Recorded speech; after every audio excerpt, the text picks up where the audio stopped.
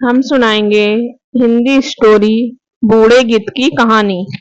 एक बार की बात है, कुछ गिद्धों का झुंड शिकार की तलाश में उड़ते उड़ते एक ऐसे टापू पर जा पहुंचा जो समंदर के चारों तरफ से घिरा हुआ था।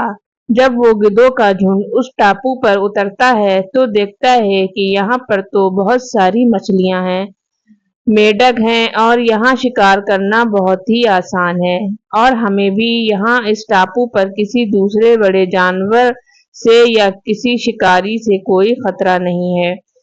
तो गिद्ध वहां उस टापू पर भरपेट मछलियां, मेढक, केकड़े खाते हैं और 2 दिन तक वो सारे गिद्धों का झुंड उसी टापू पर रुका रहता है। अब सारे गिद्धों को वो जगह बहुत पसंद आ गई और उन गिद्धों में से किसी का भी मन उस जगह को छोड़कर नहीं जाने का नहीं था, क्योंकि उन गिद्धों का शिकार करने के लिए ज्यादा मेहनत नहीं करनी पड़ रही थी। सारा सब कुछ उन्हें बिना मेहनत के उस टापू पर ही मिल रहा था और वे सारे गिद्ध उस टापू पर बहुत ऐश कर रहे थे।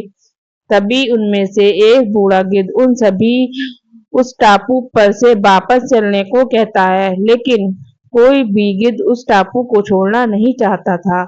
इस बूढ़े गिद्ध को सभी गिद्धों ने वापस चलने के लिए मना कर दिया। उस बूढ़े गिद्ध ने उन्हें बहुत समझाया, लेकिन कोई भी वापस चलने के लिए राजी नहीं हुआ। वो बूढ़ा गिद्ध अकेला उस टापू से चला जाता और तकरीबन जब 1 साल के बाद वो बूढ़ा गिद्ध उस टापू पर वापस आया तो उसे उस टापू का नजारा बहुत भयानक और दर्दनाक हो चुका था।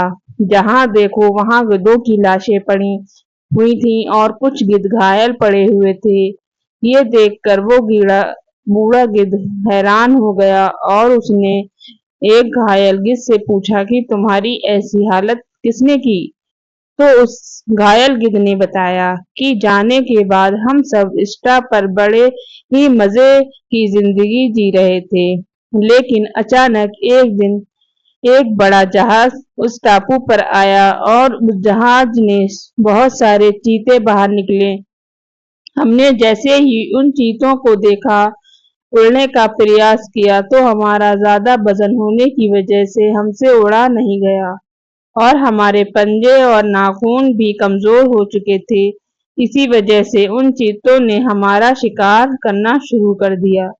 घायल गिद्ध ने कहा, मुझे अब समझ आ गया कि कंफर्ट जोन में जाने के बाद उससे बाहर आना बहुत मुश्किल होता है और किसी भी तरह की चुनौती आने पर उसका सामना करना मुश्किल हो जाता है। दोस्तों, इस कहानी से हमें ये सीख मिलती है कि जो लोग कंफर्ट जोन में को अच्छा समझते हैं, बाद में वही कंफर्ट जोन उनके लिए मुश्किल बन जाता है और जिस इंसान की जिंदगी में चुनौतियां, मुश्किलें आती रहती हैं, असल में वही असली इंसान जिंदा है।